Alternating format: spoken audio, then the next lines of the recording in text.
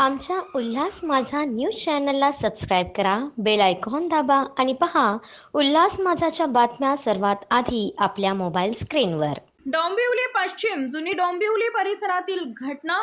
इंग्रजीत excuse me बोलल्यानं तिघांनी केली 2 तरुणींना मारहाण। इंग्लिशमध्ये बोलायचं नाही, मराठीत बोला असं बोलत वाद घालत केली तरुणींना मारहाण।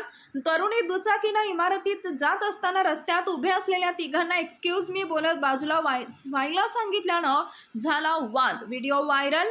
दोन्ही तरुणींच्या तक्रारीनुसार विष्णुनगर पोलीस ठाण्यात अनिल पवार, बाबासाहेब ढबाले, रितेश ढबाले विरोधात अदखलपात्र गुन्हा दाखल।